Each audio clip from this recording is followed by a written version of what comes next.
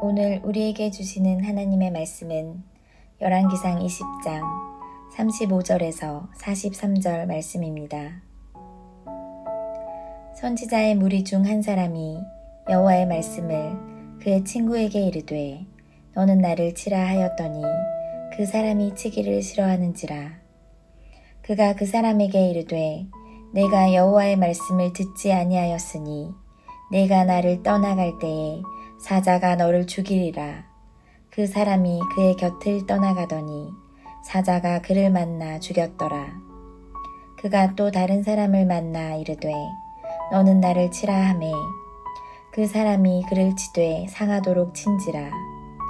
선지자가 가서 수건으로 자기의 눈을 가리어 변장하고 길가에서 왕을 기다리다가 왕이 지나갈 때에 그가 소리질러 왕을 불러 이르되 종이 전장 가운데에 나갔더니 한 사람이 돌이켜 어떤 사람을 끌고 내게로 와서 말하기를 이 사람을 지키라.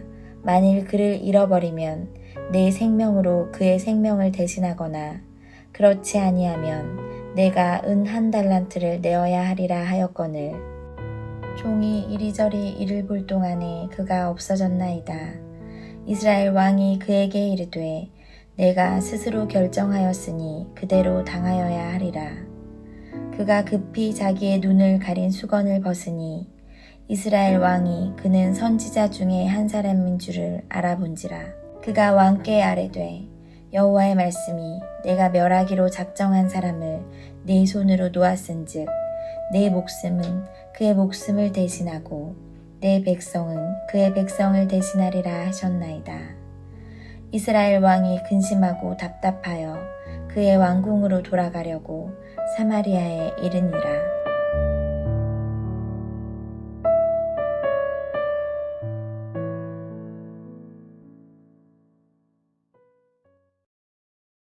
아합은 전적으로 하나님의 능력과 도우심 덕분에 아람 왕 베나답과의 2번 전쟁에서 모두 승리했음에도 불구하고 하나님께서 왜 승리를 주셨는가 그 이유에 대해서는 전혀 관심을 가지지 않았습니다.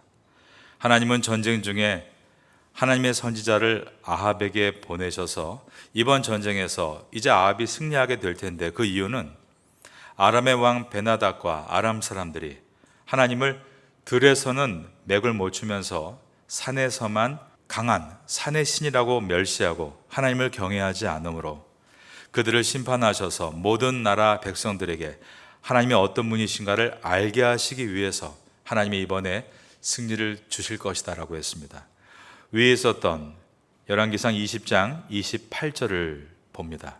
그때 하나님의 사람이 이스라엘 왕에게 나와 말하여 이르되 여호와의 말씀에 아람 사람이 말하기를 여호와는 산의 신이요 골짜기의 신은 아니라 하는도다. 그러므로 내가 이 군대를 다 내 손에 넘기리니 너희는 내가 여호와인 줄을 알리라 하셨나이다. 이렇게 선지자가 아합에게 하나님께서 이번에 전쟁을 승리하게 하시는 이유를 미리 알려준 것입니다. 하지만 아합은 전쟁에서 승리하고 난 다음에 그 모든 것을 다 기억하지 못하고 아람 왕 벤하닷을 용서해 줍니다. 왜냐하면 그가 큰 재물을 줄 것이라 약속했고 아람의 수도인 다메섹에 자신의 이름을 딴 거리를 만들어주겠다 약속했기 때문입니다. 우리나라에도 테헤란이라는 거리가 있죠. 그렇게 어떤 걸 기념해서 그 도시의 수도에 거리를 만들어주기도 합니다.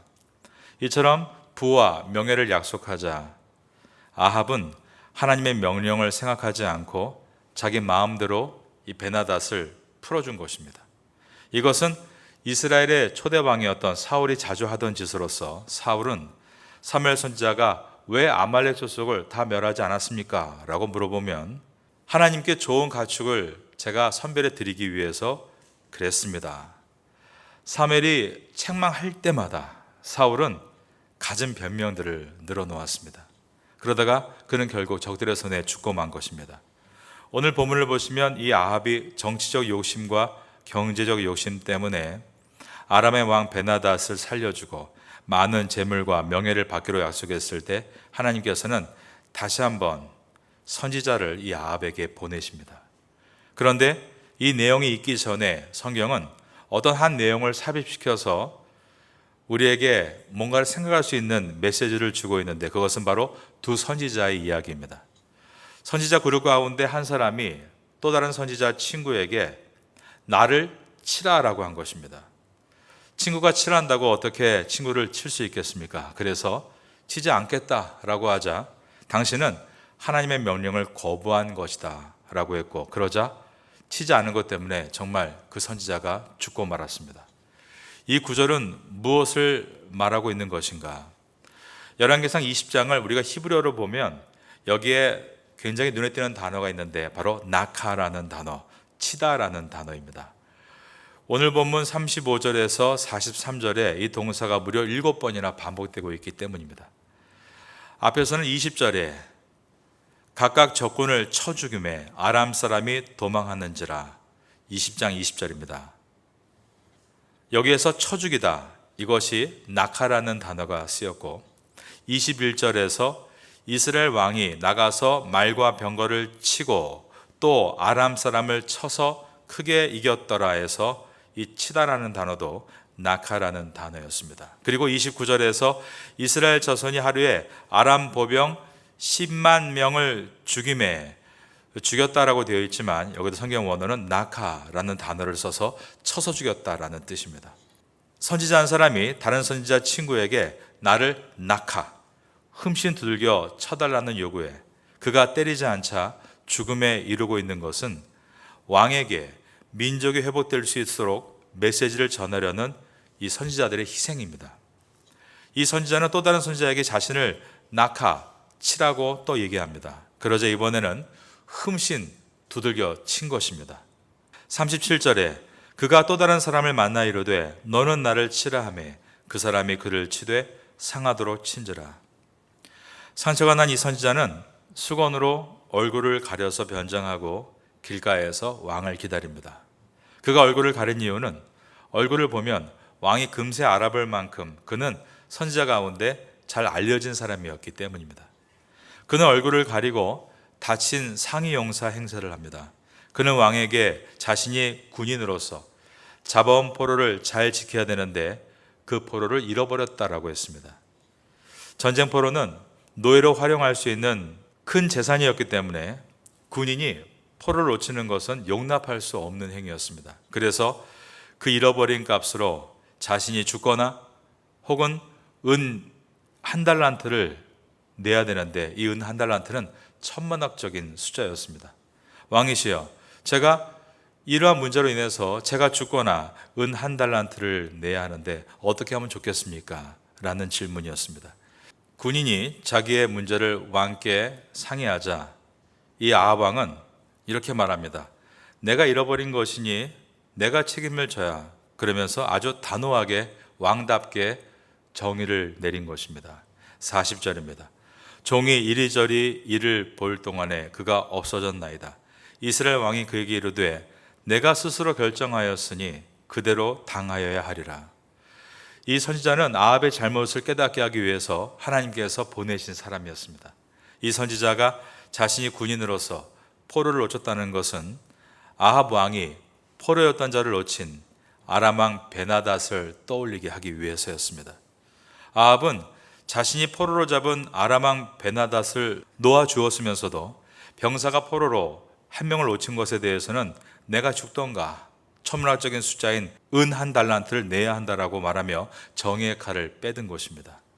이 결과 선지자는 아합이 스스로 포로인 아람 왕 베나닷을 놓아준 것이 유죄임을 고백하게 했습니다. 선지자는 다친 척하고 있던 눈을 다시 수건을 벗어 던지고 아합을 바라봅니다. 그러자 아합은 그가 선지자 가운데 유명한 사람인 것을 알아봅니다. 선지자는 아합에게 아람의 베나닷 왕은 하나님께서 심판하시기를 결정한 자였는데 당신이 하나님의 명령을 어기고 살려주었으므로 방금 전에 당신이 나에게 판결을 내렸던 것처럼 포로를 풀어준 자는 목숨값으로 그 값을 대신해야 한다고 했으므로 이제 당신이 그 목숨을 대신하고 이스라엘 백성들도 그 고통의 얼마를 함께 먹게 될 것이라고 했습니다. 42절입니다. 그가 왕께 아뢰되 여호와의 말씀이 내가 말하기로 작정한 사람을 내 손으로 놓았은즉 내 목숨은 그의 목숨을 대신하고 내 백성은 그의 백성을 대신하리라 하셨나이다. 하나님께서 우리가 죄를 지을 때 하나님의 사람을 보내십니다. 오늘날 우리의 시대로 말한다면 예배 시간에 목회자가 전하는 메시지가 바로 그런 것입니다. 이때 하나님 말씀에 죄를 고백하고 회개하는 사람들이 있습니다. 다윗과 같은 사람입니다. 오늘과 똑같은 상황이 과거에 나단 선지자가 다윗에게 왔던 때입니다. 나단 선지자는 다윗에게 와서 이렇게 말을 했습니다. 왕이시여, 한 성에 두 사람이 있는데 한 사람은 부자였고 한 사람은 가난했습니다. 부자는 양과 소가 아주 많았고 가난한 사람은 새끼 양 암컷 한 마리밖에 없었습니다. 주인은 하나밖에 없는 새끼 양 암컷 한 마리와 밥도 같이 먹고 잠도 같이 자며 딸처럼 여겼습니다. 그러다 어느 날 한 손님이 그 성의 부자를 방문했는데 그 부자는 자기 양과 소를 아까워하며 가난한 사람의 새끼 양을 뺏어다가 손님을 위해 잡았습니다. 이 말을 듣고 있던 다윗이 크게 화를 내면서 나단 선지자에게 말합니다. 여호와의 사심을 가리켜 맹세하노니 이 일을 행한 사람은 마땅히 죽을지니라. 그리고 그 양 새끼를 4배로 갚아줘야 하리라. 바로 그때였습니다. 나단 선지자가 말합니다. 바로 그 부자가 당신입니다. 오늘 이 본문의 아합과 같이 다윗이 정의 칼을 빼던 순간 그 범인이 바로 당신이라고 말을 한 것입니다. 그런데 그때의 다윗은 오늘 본문과 다르게 나단 선지자의 말을 듣자 그는 마음을 찔려하며 왕좌에서 내려와 옷을 찢고 죄를 뒤집어 쓰고 그리고 자신의 죄를 백성들에게 솔직하게 인정하며 회개했습니다. 그러면서 회개 기도를 글로 남겼는데 바로 우리가 알고 있는 시편 51편입니다. 시편 51편 표제에 이렇게 쓰여 있습니다. 다윗의 시, 인도자를 따라 부르는 노래. 다윗이 바세바와 동침한 후 나단 선지자가 그에게 왔을 때라고 기록되어 있는 것입니다. 그는 그 시편 51편에서 나를 주 앞에서 쫓아내지 마시며 주의 성령을 내게서 거두지 마옵소서라며 자신의 죄를 통회하고 회개했습니다. 그런데 아합은 어떠했는가? 오늘 본문의 마지막 절인 열왕기상 20장 43절을 보겠습니다. 이스라엘 왕이 근심하고 답답하여 그의 왕궁으로 돌아가려고 사마리아에 이르니라. 여기서 근심하고 답답했다라는 뜻은 그가 회개의 감정을 가졌다라는 뜻이 아닙니다. 근심하고 답답했다. 원뜻이 무엇인가 하면 불쾌하고 기분이 상했다라는 뜻입니다. 성경은 이것을 놓치지 않고 이제 그 다음 장인 21장에서 아합의 최후를 기술해 나가는데 아합은 다른 사람의 포도원을 탐내합니다. 근데 거기에도 똑같은 표현이 들어 있습니다. 바로 그가 근심하고 답답해했다. 남의 땅에 갖고 싶어서 그는 병이 나고 말았습니다. 그러자 그때 그의 아내인 이세벨이 그 지역의 귀족들을 매수해서 거짓으로 포도원 주인을 모함하게 만들어 죽입니다. 그리고 나서 이 부부는 포도원을 차지했다고 서로가 너무 좋아한 것입니다. 하나님께서 그때 엘리야 선지자를 이 아합에게 보내십니다. 그리고 들개들이 억울하게 죽은 포도원의 주인의 흘린 피를 핥고 있다. 그와 같이 아합이 죽어 흘린 피를 이제 개들이 핥게 될 것이다 라고 예언했습니다. 그리고 아합은 자신이 풀어주었던 아람의 벤하닷으로 인해서 아람에게 유익을 얻을 것이라 생각했지만 그렇지 않았습니다. 벤하닷이 병들었고 그 틈을 이용해서 하나님께서 엘리야 선지를 통해서 기름 부으셨던 아람의 하사엘이 반란을 일으키고 이 벤하닷을 죽인 것입니다. 그러므로 아합이 벤하닷을 통해서 얻을 뻔했던 그런 베네피트, 이익과 혜택과 효과가 모두 사라지게 됐습니다. 그리고 아합은 아람과의 전쟁을 벌입니다. 그러다가 부상을 당하게 됐는데 부하들이 그 엄청난 전쟁통에 이 왕을 빼내지를 못한 것입니다. 그래서 저녁 때까지 피를 흘리다가 그 피가 그가 타고 있던 전차에 흥건하게 흘려 그는 죽고 맙니다. 그래서 왕이 타던 전차를 사마리아 못에서 싣고 있었는데 그때 정말 개들이 와서 그 피를 핥고 있었던 것입니다. 하나님 말씀이 1.1획도 틀리지 않고 다 이루어지게 됐습니다. 하나님 말씀에 순종하지 않은 아합은 하나님 말씀 앞에서 회개하지도 않았습니다. 여러분, 우리가 말씀 앞에서 주를 경외함으로 나아간다는 것은 그분의 말씀을 듣고 우리가 진정으로 순종하겠다는 마음을 갖는 것입니다. 이 마음을 가질 때만이 나를 변화시키려고 노력하게 되고 완벽할 수 없지만 일도라도 바꾸려는 결단을 할 수 있게 되는 것입니다. 그러나 이러한 회개는 아무나 할 수 있는 것이 아닙니다. 오직 말씀 앞에 서서 그 말씀에 순종하겠다 결단하는 사람이 회개할 수 있는 것입니다. 열왕기서를 지나면서 오늘 이 아합의 이야기를 우리가 함께 살펴보았습니다. 하나님께서 말씀하신 것을 그가 가볍게 여기고 그 말씀에 서지 않으니 그는 계속 자기 욕심을 따라 살아가다가 결국 망하는 운명을 만나게 된 것입니다. 많은 왕들의 이야기가 이 열왕기서에 들어 있습니다. 우리는 어떤 왕인가를 돌아볼 수 있기를 바랍니다. 아무리 하나님 앞에 많은 것을 가졌고 재능이 있고 내 앞길이 내 스스로 개척할 수 있다 할지라도 우리가 이렇게 하면 이런 베네핏을 얻겠지 하지만 그 모든 것의 결과는 우리의 뜻대로 되는 것은 아닙니다. 하나님께서 우리의 삶에 개입해 주시고 함께 해 주셔야만 가장 좋은 열매를 얻을 수 있는 것입니다. 우리는 모두가 하나님 앞에 바르고 온전한 왕이 되기를 힘쓰기를 바라겠습니다. 완벽할 수는 없습니다. 그러나 그것을 시도하는 사람과 시도하지 않는 사람은 1년이 지나고 10년이 지나면 정말로 천양지차가 될 것입니다.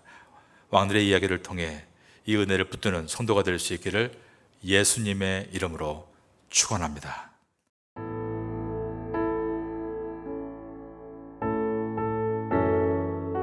지금은 함께 기도하는 시간입니다.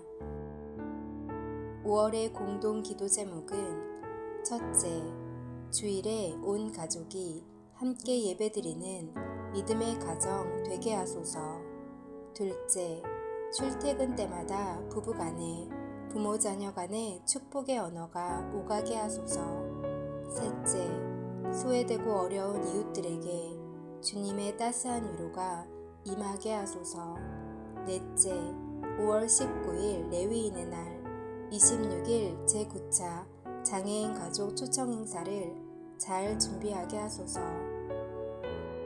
말씀을 붙잡고 기도하는 귀한 시간 되시기를 소망합니다.